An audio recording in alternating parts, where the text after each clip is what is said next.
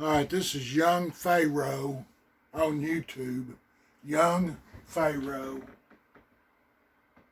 On top of the facts and the backed up documentation being presented by Cyrus himself. And so with that being said, without further ado, I will allow Cyrus to introduce himself, and we're going to get on with what is about to be a very amazing and a very powerful interview. And with that being said, you have the floor. Thank you for having me on your show, Mr. Young Pharaoh, and hello to everyone who's listening. I was born in Iran, and there was a revolution. We were Muslim, and we had to leave the country. They were enslaving a lot of people, making a lot of different rules, and a lot of people were arrested and even put in jail. So in 1987, I moved to the States. Prior to that, I was in Europe for 6 months. I moved to Virginia, Northern Virginia, about 20 minutes away from DC. I didn't speak any English, and I lived in an all-black neighborhood. Y'all didn't get his name at the very first of it. I didn't get it recorded. But this guy's name is Cyrus, Cyrus, Parsa, P-A-R-S-A. That's P-A-R-S-A. So the first exposure I had to Americans were actually African Americans. So I learned English, not just from school, but my main English came from playing football and basketball and making friends with African Americans. So now I'm here. We're going to talk about some big topics, and you guys know I've done something that's a little bit out there. So anyway, I learned a lot of good lessons from growing up in that environment, and I actually spoke a different way than I do today, and we may call it Ebonics. Then I moved to the Midwest, and I was living in an all-white neighborhood. They had never seen any black people or any Asians or even people that look like me. Persians or Iranians are actually mixed. They're a mix of white, a little bit of potentially Arab, but definitely Asian and part black as well, if you look at their history. After 10 years of being there, I moved to China. I lived with fighting Wudang monks, which is internal martial arts. Went there twice in the mountains, and I came back. I worked in a nightclub as a bouncer, little guy, and taught martial arts, Tai Chi. I had a wish that I wanted to make the world a better place and make a big impact. That's why I went to China. Wanted to increase my awareness and become a better person. So in 2002, I wrote a book called Better People, Better World, the book to save and change and better our world. And I had a lucid dream, and you could say a lucid dream when I was meditating. It showed me a sort of a vision, or let's say a dream, in the future. And at that time, I saw a white guy. He became president. I couldn't exactly know who it was, but he had blonde hair and blue eyes, and he was tall.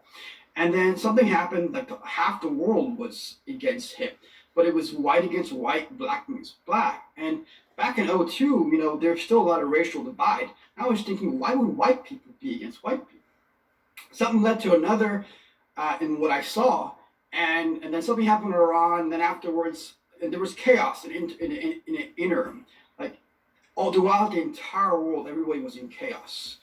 And then it went to 6.2 billion people dying. And I'm like, well, this is a very lucid dream. It's kind of weird, but it kind of matches the 800-page book I wrote, putting all these things together. Try to get it published. Nobody wants to publish me. Who the hell are you?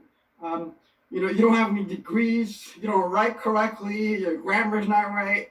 I'm like, all right. So I go to school, get a bachelor's in national conflict resolution, master's in homeland security, and I go to a PhD program. They kicked me out because they were promoting pedophilia, and I didn't like that stuff, and I spoke up against it, and they got me out of the program by lowering my grades. So next thing I know, I owe $300,000. Sounds about That was right. a story. Then I saw Trump going up the escalator. I'm like, that's the guy in my freaking dream. So I'm like, maybe there's something to that dream. So I rush up and I formed Loyal Guardian Security, which is Chinese intel and Iranian intel for the homeland, and to prevent human trafficking and sex trafficking. And 2018, I'm seeing all this tech research I did and all the Chinese research I did come to fruition with artificial intelligence. So I formed the AI organization, and that was formed for the purpose to defend humanity against any risks to you and your families from artificial intelligence, robotics, 5G, bioengineering, cybernetics, and mental and physical enslavement of everybody. Yes, So sir. I researched and investigated over 1,000 artificial intelligence companies, not just open source. I actually went and physically investigated a lot of places. I went to over 90 cities in America, and I had people do things in the Far East. So I think it was spring of 2019. I gave in secret a report, a brief to the Secret Service that went to the White House. Actually, it was right next to the White House. It was 2 a.m. in the morning, and then I gave it to Trump contact. And it was in private, and I said in there that within 1 year, tops 2 years, if China and big tech is not curbed and brought in, the whole world is in danger, including President Trump and Vice President Pence and a lot of different leaders in America and around the world, that they're going to use microbiota terrorism. And this was a term I coined, MBT, microbiota terrorism, which includes not only little drones that can fly, and they're almost microscopic, well, this big maybe, right? And they can take you out on the 5G network or command centers and poison delivery systems on it, or little machines that can get into different places, like little tiny robots. They've created all these things, by the way. Yes. And yes. So they can get into your homes and take somebody out with facial recognition or voice recognition.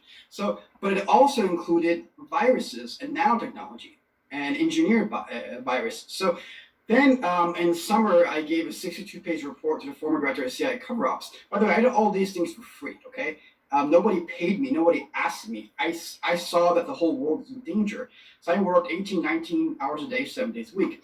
And in the conclusion of that report, I showed all the companies in China, the main companies. I gave them 41 companies, 28 Trump banned a few months later. And I think he didn't cite me. He went to and mobilized the military afterwards. Okay. So I published in August of 2019, the book AI Trump, China and the Weaponization of Robotics with 5G. So Okay, y'all, that was Young Pharaoh. I'll have the link for you down in the description. We're still on the hunt for the Baltimore Oriole.